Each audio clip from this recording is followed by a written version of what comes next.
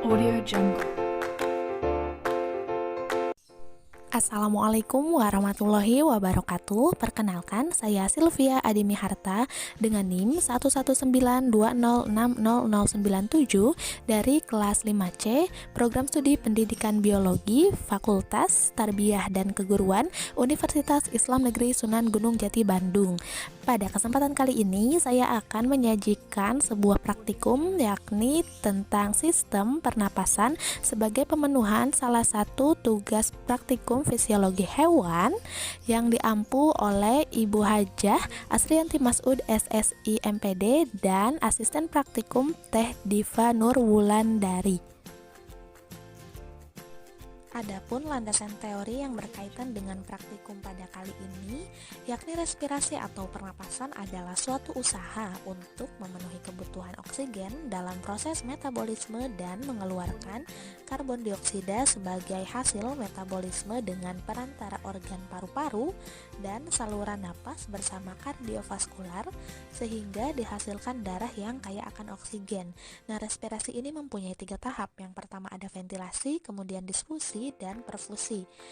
Selanjutnya, cepat lambatnya pernapasan dipengaruhi oleh umur, jenis kelamin, suhu tubuh, dan posisi tubuh atau aktivitas, sehingga manfaat respirasi pada manusia adalah untuk meningkatkan fungsi paru-paru, kemudian membuat tekanan darah stabil, membuang racun atau toksin di dalam tubuh, dan melancarkan aliran limfatik. Selanjutnya, volume dan kapasitas pernapasan merupakan gambaran fungsi ventilasi sistem pernapasan. Nah, dengan mengetahui besarnya volume dan kapasitas pada pernapasan, dapat diketahui besarnya kapasitas ventilasi maupun ada tidaknya kelainan ventilasi pada seseorang. Nah, selanjutnya di sini metode perhitungan volume paru-paru terdiri dari volume tidal, volume cadangan inspirasi, volume cadangan ekspirasi, dan volume residu, di mana kapasitas paru-paru merupakan gabungan dari beberapa volume paru yang dibagi menjadi 4. Yang pertama ada kapasitas inspirasi besarnya sekitar 3.500 cc, kemudian ada juga kapasitas residu fungsional besarnya sekitar 2.300 cc, selanjutnya ada kapasitas vital besarnya 4.600 cc, dan kapasitas paru total yang besarnya 5.800 cc. Adapun tujuan dari praktikum kali ini yakni untuk mengukur kapasitas dalam paru-paru.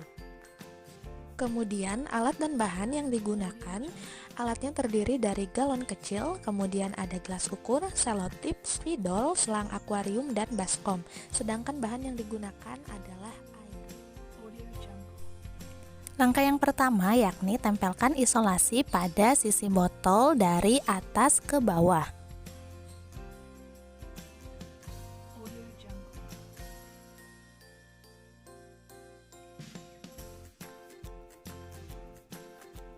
Kemudian dengan menggunakan spidol maka buatlah garis untuk menunjukkan ketinggian air.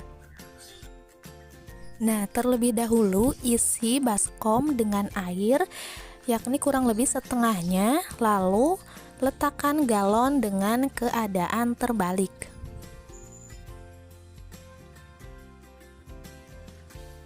Selanjutnya, masukkan selang sekitar setengah galon. Nah, kemudian persiapkan. Setelah itu, ambil napas secara normal dan hembuskan melalui selang. Nah, kemudian gunakan skala pada galon untuk menentukan volume atau jumlah ruang yang terpakai untuk nafas. Selanjutnya, catat dan isi tabel yang sudah disediakan. Kemudian, kosongkan galon dan ulangi seperti percobaan sebelumnya. Nah, perlakuan yang kedua yakni ketika sudah beraktivitas atau berlari selama 2 menit. Seperti pada perlakuan sebelumnya, yakni menghembuskan napas melalui selang, kemudian amati perubahan air, volumenya melalui skala yang sudah dibuat.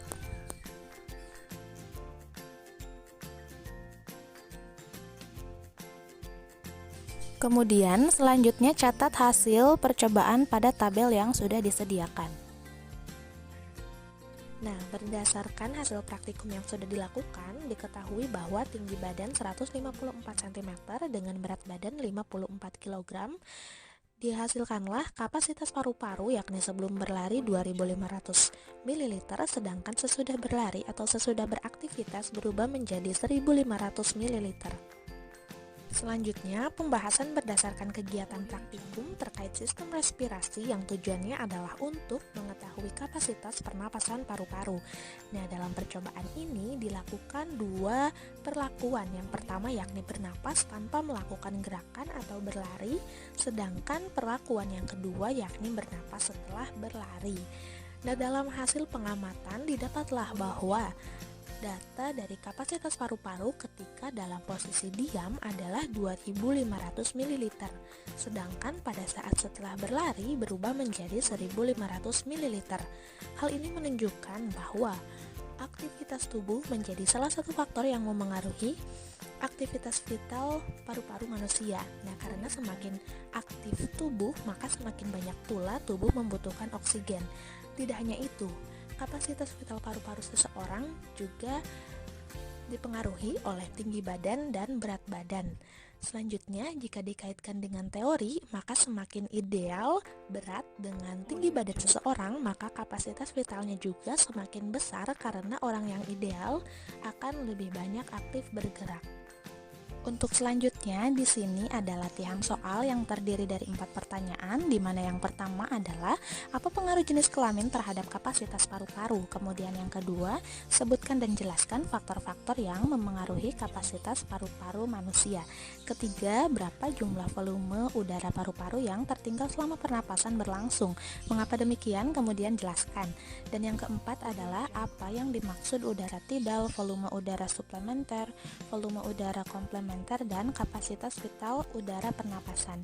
Dan jawaban untuk nomor 1 adalah perbedaan jenis kelamin memengaruhi kapasitas paru-paru dan kinerja pernapasan. Menurut sebuah studi yang diterbitkan oleh National Institute of Health, sebagian besar kapasitas paru-paru tergantung pada ukuran tubuh. Karena itu, wanita cenderung memiliki kapasitas paru-paru lebih kecil daripada pria.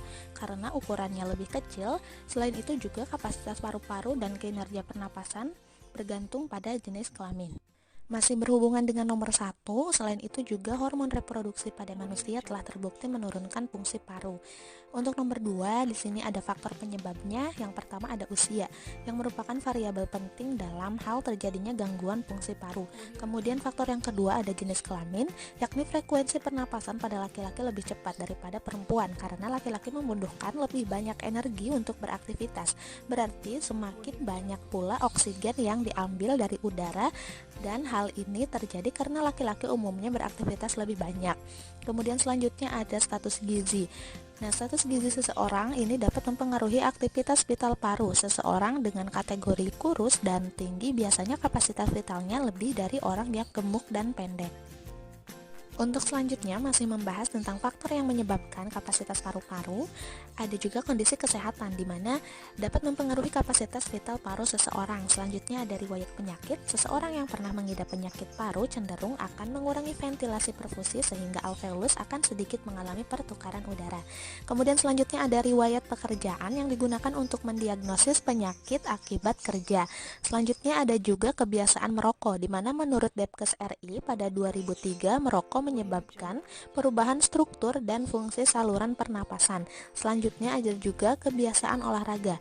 Nah, kapasitas vital paru dan olahraga mempunyai hubungan timbal balik. Selanjutnya yakni jawaban nomor 3, volume residu yakni merupakan jumlah udara yang masih tertinggal di dalam paru-paru setelah ekspirasi maksimal dan besarnya mencapai 1,2 liter atau 1200 ml. Jawaban nomor 4 yakni jenis-jenis volume pernapasan. Yang pertama ada udara pernapasan atau dikenal dengan volume tidal yang merupakan volume udara yang dimasukkan atau dikeluarkan saat inspirasi atau ekspirasi biasa. Volumenya sekitar 500 ml. Selanjutnya ada udara komplementer yang merupakan udara yang masih dapat dihirup lagi dengan cara inspirasi maksimum, besarnya sekitar 1500 ml. Selanjutnya ada udara suplementer yang merupakan dapat dihembuskan lagi pada ekspirasi maksimum, besarnya sekitar 1500 ml. Selanjutnya ada udara residu atau udara sisa yang merupakan udara yang menetap di dalam paru-paru masih tersisa setelah menghembuskan napas sekuat-kuatnya, besarnya sekitar 1200 ml.